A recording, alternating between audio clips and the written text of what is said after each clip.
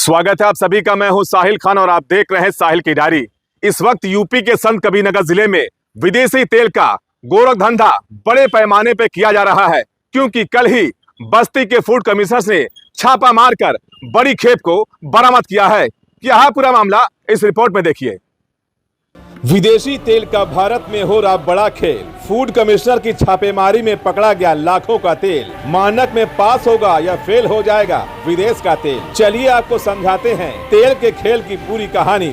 जी हाँ, हम उसी खाने वाले तेल की बात कर रहे हैं जो हर घर में काम आता है, चाहे अमीर हो या गरीब। सभी के घरों में मार्केट में मिलने वाला तेल यूज किया जाता है। लेकिन क्या आपने कभी ओमेगा 3 या ओमेगा 6 के बारे में जानने की कोशिश की?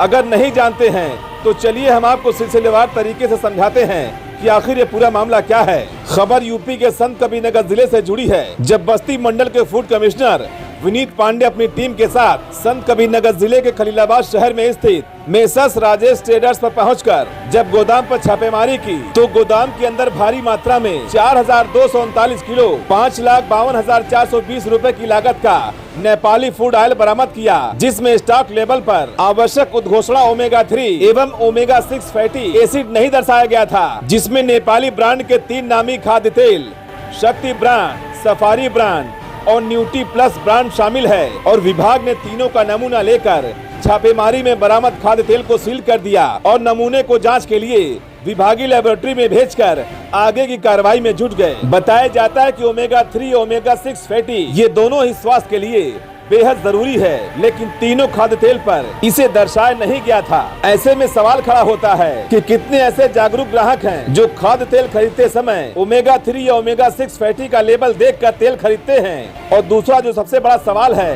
कि नेपाल से भारत में एक्सपोर्ट के बाद वो कौन है जो बगैर ओमेगा 3 एवं बगैर ओमेगा 6 फैटी तेल को बेच रहा है? क्या इस नेपाली खाद्य तेल के भारत में जितने भी डीलर हैं, क्या कभी उनके वहां छापेमारी हुई है? और अगर उनके वहां छापेमारी हुई है तो आखिर संत कबीरनगर जिले में बगैर मानक के तेल कैसे बिक रहा है? ये सवाल तो बनता ही है, क्योंकि छोटी मछलियों को फंसाकर मगरमच्छ बड़ी आसानी से बचकर निकल जाते हैं और परेशान होते हैं मेसर्स राजेश ट्रेडर्स जैसे मझले दुकानदार।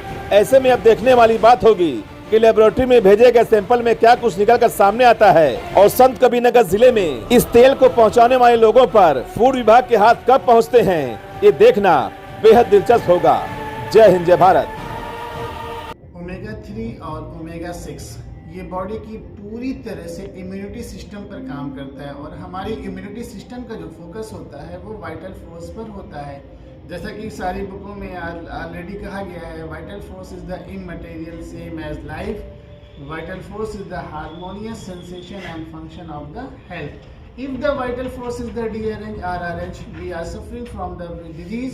If the vital force is the finished, then we are the die. तो वाइटल फोर्स और को मजबूती पूरी तरह से अगर कोई प्रदान करता है हमारी बॉडी में तो ओमेगा 3 और ओमेगा 6। ओमेगा 6 क्या है? हमारी बॉडी के एक्सटर्नल स्केलेटन जैसे कि बाल हुए, नाखून हुए और हड्डियों को मजबूत प्रदान करता है। और अगर ओमेगा 3 जो हुआ हमारे शरीर के हाई ब्लड प्रेशर को नियंत्रण करता है और हमारी इम्यूनिटी सिस्टम को मजबूत करता है। साथ ही साथ हमारे जैसे बॉडी में प्रोस्टेट कैंसर हुआ और स्तन कैंसर की रोकथाम में काफ़ी तरह से मदद करता है। के अनुक्रम में आज संत कबीरनगर में इस प्रतिष्ठान पे कार्रवाई हुई है और लगभग 4239 केजी 3 ब्रांड के नेपाली आयल, मूल्य रुपया 5,52,000 का जब्त किया गया। क्या है ये नेपाली तेल क्या है? क्या कुछ है? जैसे नहीं, हानिकारक के बारे में अभी जब तक लैब रिपोर्ट नहीं आएगी हम नहीं बता सकते। प्रथम दृष्टया देखने में जो तेल के ऊपर न्यूट्रिशनल पैनल में 2 जो हमारे very common essential fatty acid होते हैं ओमेगा 3 और ओमेगा 6, उसकी जानकारी देना निर्माता को आवश्यक होता है।